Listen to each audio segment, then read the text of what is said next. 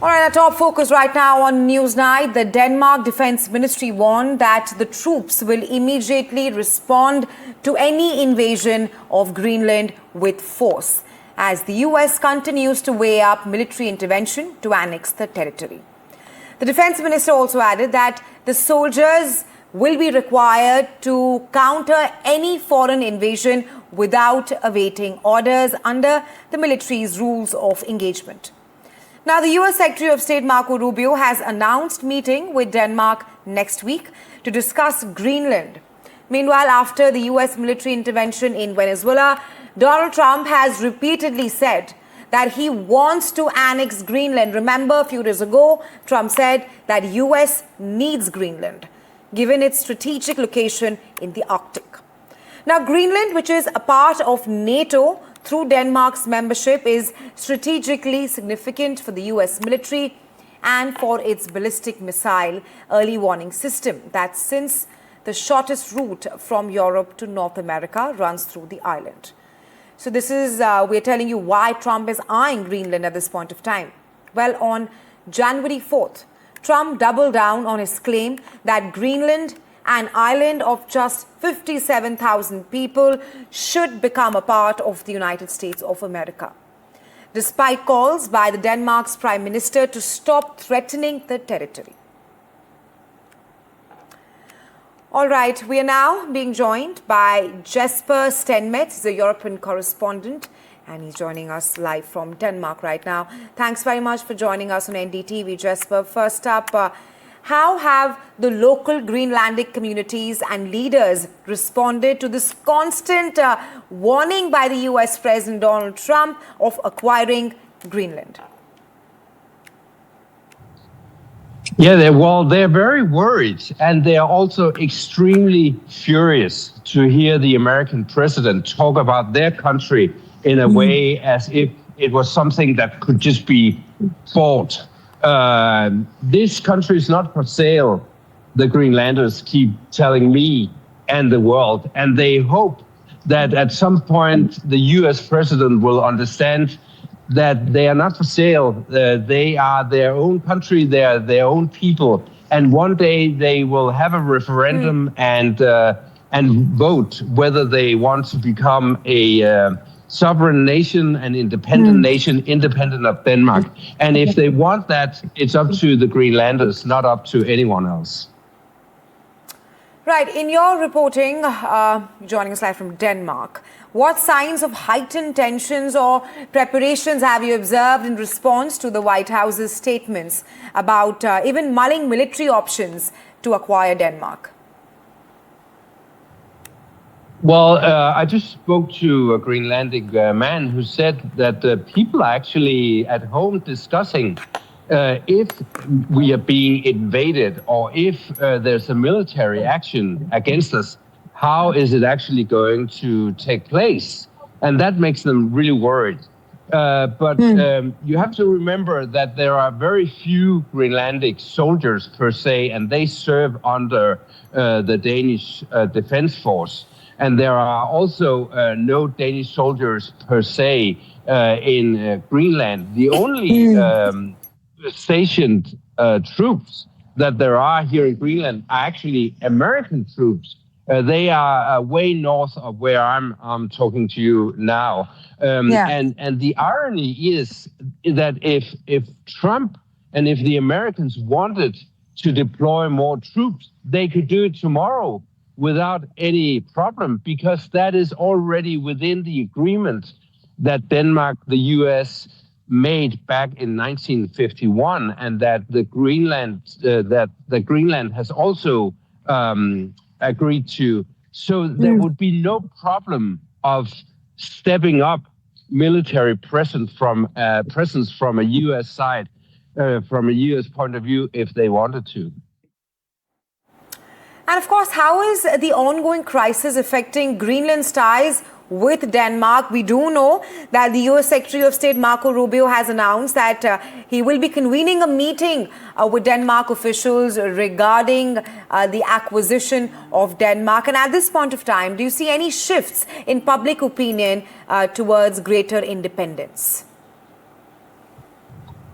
Definitely. I think a year ago, before these threats from the US started, a lot of Greenlanders actually thought that Denmark hadn't been treated them in a correct way for years, and thought that there was this kind of underlying racism from Denmark towards Greenland.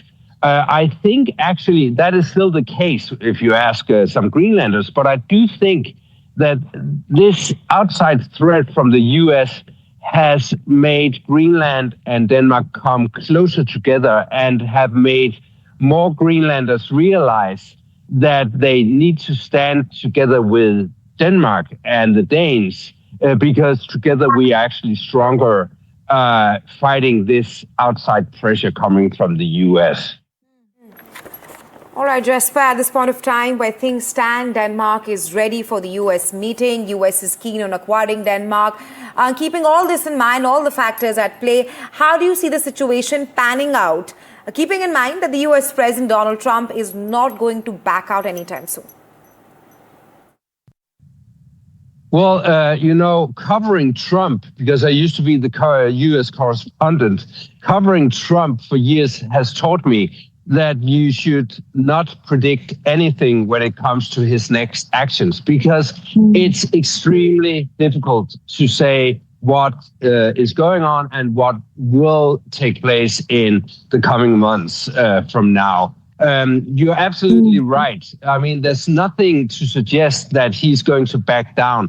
There's nothing to suggest that he will change his mind. But I think the meeting next week, seen from a Danish perspective at least, the objective is to find out by talking to Secretary of State Rubio, what is it you want? Because it's not exactly clear, neither here in Greenland nor in Denmark, what is it the US president wants that he is not able to get already? Because as I said, he's able to actually step up military presence, the American military presence.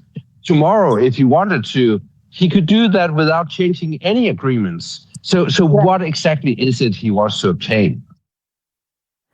Right, Jesper, we'll wait and have to see how all of this pans out for your country. Well, Greenland is one of the biggest places in the world, and yet it hardly attracts any kind of attention till a sitting US president set his eyes on it. Strategic to geopolitics. A storehouse of natural resources, Greenland has powerful men from Trump to Putin to Xi Jinping wanting a piece of it. Let us help you get a better understanding of what greenery hides underneath this land of ice and glaciers.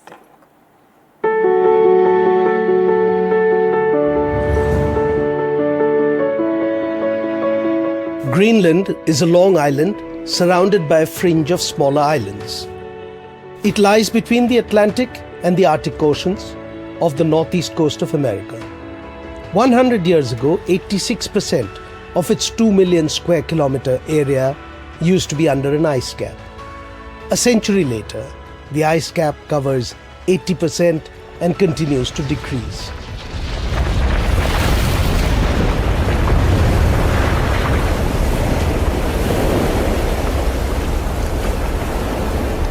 Slowly revealing what lies underneath, because therein also lies the true value of this cold, nearly barren but massive island stuck between the old world and the new. Geographically, Greenland is part of the North American continent, but politically and culturally, it is European. In 1721, a Danish-Norwegian started a settlement near what is now Greenland's capital, Nuuk. In 1776, Denmark established sovereignty over Greenland, and it remained a Danish colony till 1953, when it became a part of the Kingdom of Denmark. In 1979, Greenland gained home rule.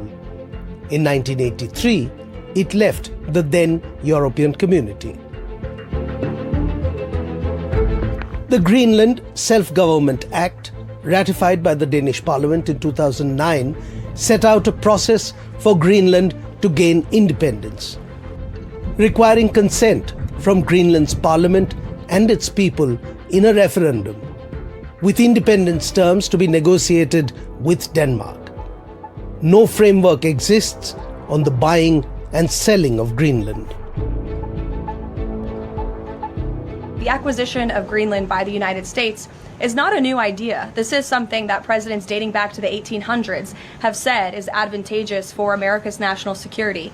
The president has been very open and clear with all of you and with the world that he views it in the best interest of the United States to deter Russian and Chinese aggression in the Arctic region. And so that's why his team is currently talking about what a potential purchase would look like. Greenland is an area of great strategic value due to its size and position, situated as it is between North America, Europe, and Russia. Since the Second World War, Greenland has been integrated into US early warning systems.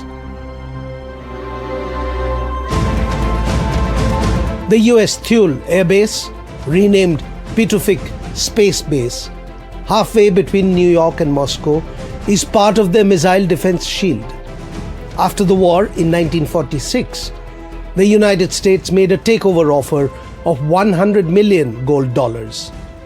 This was rejected by Denmark. I believe in democracy and I believe in the international rules. Of course, I also believe that you do not change borders by force either one way or another. It is not only the position of Denmark and the Danish kingdom, fortunately, of Europe too. So I hope that the people will also take note of the once again significant European support that we are receiving. Greenland is practically uninhabitable. Humans live along the coast, mostly to the west and south of the island. The entire population of this massive island is around 57,000, nearly all of them of Inuit ethnicity. Greenland has no industry, there is no road network, and most supplies arrive by air and sea. 90% of its exports come from fishing. Denmark subsidizes around 60% of Greenland's budget, which accounts for 25 to 30% of its GDP. Greenland is eyed by Russia and China for its potential. In 2016, it came to light that the main shareholder of an Australian mining company in Greenland was Chinese. By 2020, close to 20% of Greenland's exports were to China. Melting land and sea ice is making Greenland's rich mineral and hydrocarbon deposits more accessible. Greenland has large deposits of rare earth elements. Estimates put them at 10% of the entire world's total. Copper and cryolite have been mined in Greenland since the mid-19th century. In the 20th century, zinc, lead, and silver were also mined. Coal mining began in 1906. Uranium was discovered in 1956.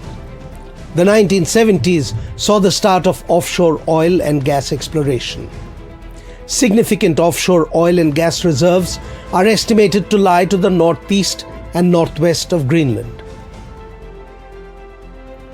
No wonder then that outsiders want an insight into Greenland. It has also been an attraction for flamboyant convicted felons. In fact, that is how it got its name. Around 1,000 years ago, Eric the Red, an Icelandic murderer who was exiled to the island, called it Greenland. He hoped that the name would attract settlers. A millennium later, Greenland, as white as it has been for 2.5 million years, continues to attract not settlers, but profiteers of the world.